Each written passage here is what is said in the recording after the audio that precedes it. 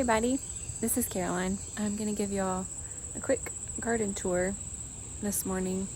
I'm doing my morning walk through and just checking on plants, making sure there's no creatures trying to kill them, making sure everything's watered, making sure that dead limbs are trimmed away, and I've got a couple things I wanted to show you. So I don't think I can turn the camera around, but this is a cherry tomato plant that is growing from a seed that, or a few seeds that I planted after making an omelet one morning. So I probably planted it like a month ago, maybe a little more, but you can see there's a little bit, there's a few fruits blooming. This is terrible. I'm such a terrible camera person. And hopefully they will ripen up soon. There's one right there, and there's another big one right there. Hopefully they'll ripen up soon. I'll be surprised if I get any more this year, since we're already kind of heading towards the end of that season. Then I've got behind me some cosmos that are dying off, and I've been saving the buds. Well, I've let them go to seed. I planted them from seed this past spring, and I didn't know that cosmos were so big, and I probably wouldn't have put them in a pot by themselves without any support if I had known that they probably would have benefited from a trellis. So I'm going to save some of the seeds, and I'll show you all how I do that. But so you can see here, there's a bloom that is turning brown. Let me let that go to focus. It's turning brown. I've still got a few buds that haven't quite bloomed yet. I don't know if those will. But these super brown ones, like, are already dead. I probably won't save those, but I've let these brown and go to seed, and I'm gonna pop the heads off and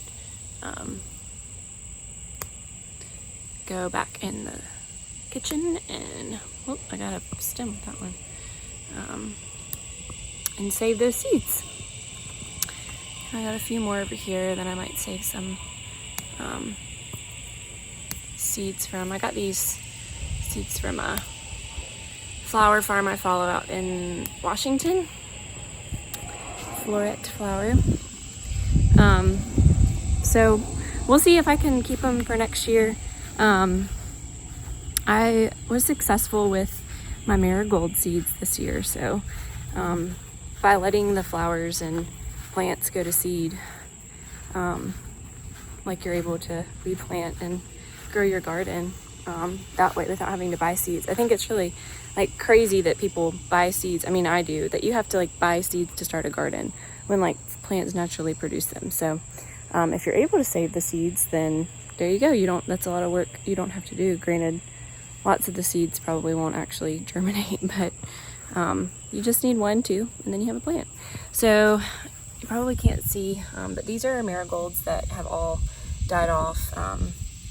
I planted marigolds in the garden last year that I bought already, I guess actually 2 years ago. I bought the plants, and then no, that was last year. I bought the plants and then planted the marigolds in the garden. So this is like the vegetable garden. You can see the eggplant plants are taken over. There's some pepper plants back there, and then the dog really just loves to check everything out. But I grew up going to my great-grandmother's house, and she always had marigolds lining her garden. So I just don't really like the smell of them, but neither do the bugs, and so it's kind of a thing that I've wanted to continue. But marigolds I think they're really cool seeds. So these plants actually all came from seeds that I took last summer, I guess. And I got a ton of plants out of them. All of these plants grew from seed, and then all of the ones in my raised bed also grew from seed. But you can't really see, well, most of them are all dead now, but I'm going to show you how to grab the marigold seeds. I'm going to actually put these cosmos seeds in my pocket because I don't want to lose them. Okay. So you want the the bud head to have browned off a good bit. This is a good one. I don't like it to be too brown though, because then it like dries up. So what you do, it's gonna be hard to do this with a camera in my hand, but you essentially just pluck the petals out of the little, like, whatever this is, tubey thing. These little black and white, they almost look like porcupine needles. Those are the seeds, and so I'll take the petals off. They kind of just come right out. I'm such a great camera operator. April would be proud of me. I say that completely sarcastically.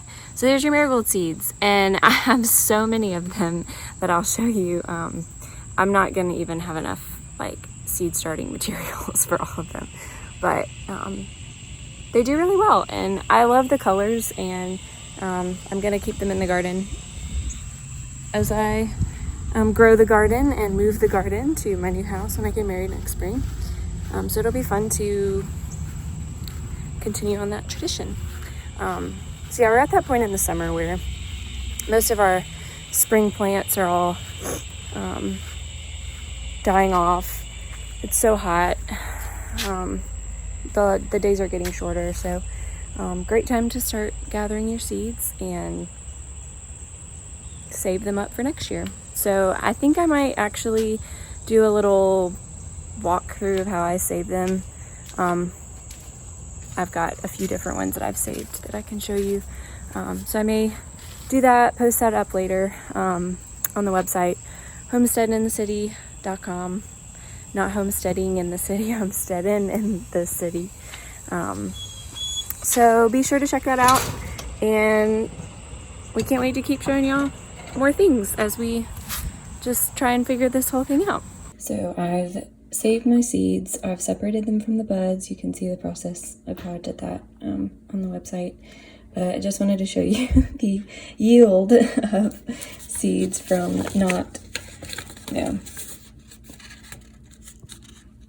from a few buds. Cosmos, there's some, but I mean, if you think about it, each one of those is potentially a plant, and with multiple flowers, and so obviously not all of those will actually germinate, but I think that's a pretty good yield. Marigolds, Old Faithful, there are so many seeds. I mean, at the point where like I could probably start selling marigold seeds. Maybe we could do that. Maybe we could make that a thing. Homestead in the City heirloom seeds. Check us out.